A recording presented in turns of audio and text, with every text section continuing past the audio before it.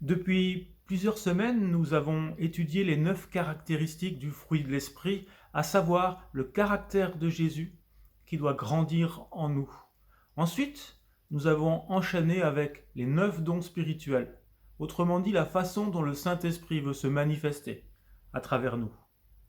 1 Corinthiens 12 nous dit que le Saint-Esprit distribue les dons spirituels pour l'utilité commune. Et il est bon et utile que les dons soient manifestés au sein de l'Église. L'apôtre Paul nous encourage d'ailleurs à aspirer aux dons les meilleurs. Toutefois, nous croyons souvent à tort que les dons sont réservés aux rencontres d'église, lors de cultes par exemple. Mais je crois plutôt que le Saint-Esprit veut manifester à travers nous les dons spirituels dans la vie quotidienne, dans la vie de tous les jours, et notamment à destination des non-croyants. Nos rencontres d'église devraient être comme un laboratoire, un endroit où nous apprenons à exercer les dons afin de les manifester à l'extérieur, pour l'avancement du royaume de Dieu.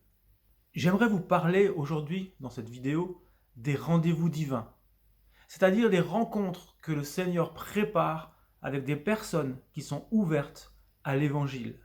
Et les récits bibliques regorgent d'exemples de rendez-vous divins. Et j'aimerais simplement en aborder un, celui de la femme samaritaine au puits de Jacob.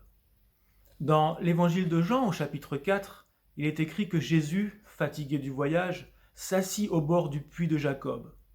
Il était midi. Et c'est à ce moment-là qu'une femme samaritaine arriva pour puiser de l'eau.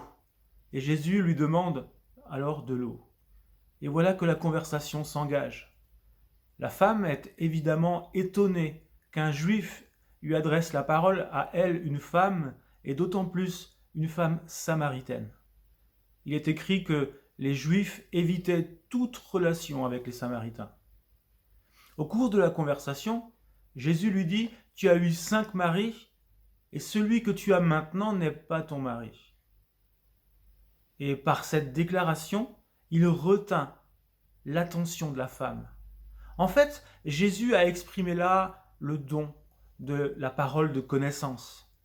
Après cela, elle n'eut plus aucune résistance envers ce que Jésus lui disait. En conséquence de quoi, elle crut et un réveil spirituel commença dans cette localité samaritaine. D'ailleurs, le verset 39 nous dit qu'il y eut dans cette bourgade beaucoup de Samaritains qui crurent en Jésus parce que là, cette femme leur avait déclaré « Il m'a dit tout ce que j'avais fait ».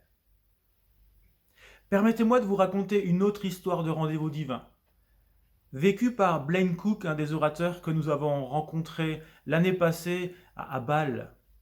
Alors qu'il voyageait en avion, il reçut une parole comme quoi il allait amener une des hôtesses de l'air à Christ. Et durant le vol, il s'approcha de l'hôtesse qui le servait et engagea la conversation. Et à ce moment-là, le Saint-Esprit lui donna 5 informations précises la concernant. Premièrement, elle avait très peur de ne jamais se marier. Deuxièmement, elle venait tout juste de rompre avec l'homme avec qui elle vivait. Troisièmement, elle vivait un conflit important avec sa mère. Quatrièmement, elle avait peur des maladies physiques.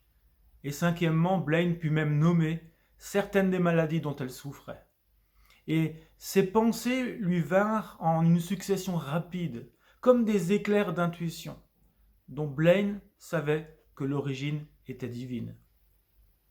Il lui dit ce qu'il savait, et l'hôtesse se mit aussitôt à pleurer et lui demanda comment il était au courant de toutes ces choses. Et Blaine lui répondit tout simplement « Je connais quelqu'un qui ne vous laissera jamais tomber, quelqu'un qui ne vous abandonnera jamais et qui guérira toutes vos maladies. » Il pria pour elle, elle reçut la guérison physique et donna son cœur au Seigneur. Voici donc 2 exemples de rendez-vous divins.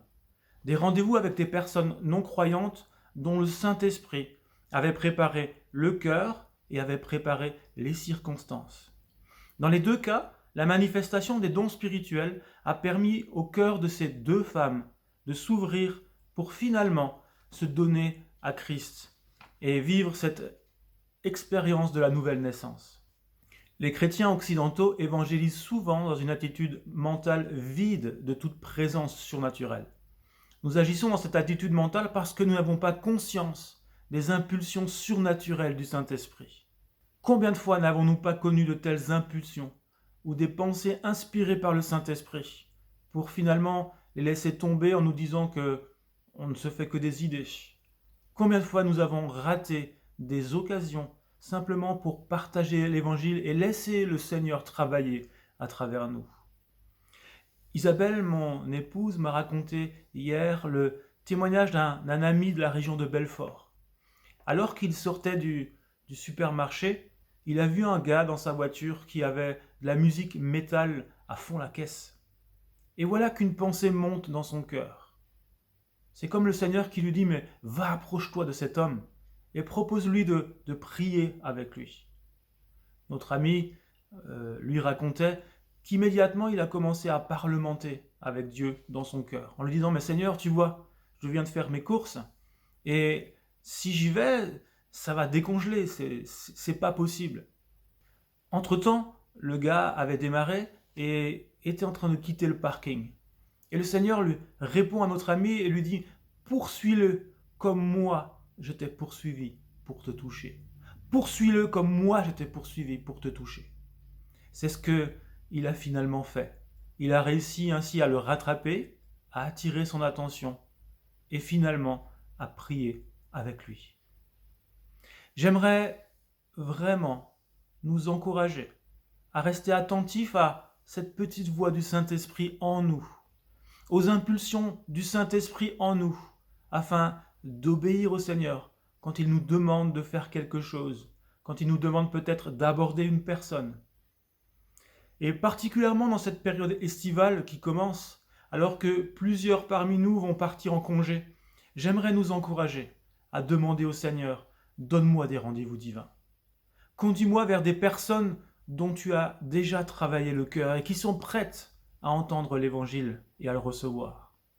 Donne-moi de manifester des dons spirituels, des dons de connaissance, des dons de paroles de sagesse, des dons de guérison, afin d'attirer l'attention des personnes vers lesquelles le Seigneur nous envoie et de leur témoigner de l'amour de Jésus pour elles. À l'exemple de Jésus au puits de Jacob ou à l'exemple de Blaine Cook, Seigneur, je veux être disponible, attentif à ta voix et t'obéir. Mes amis, appliquons-nous à cela cet été. Et qui sait les beaux fruits que nous pourrons récolter et les beaux témoignages que nous pourrons raconter à la fin de l'été. Que Dieu vous bénisse.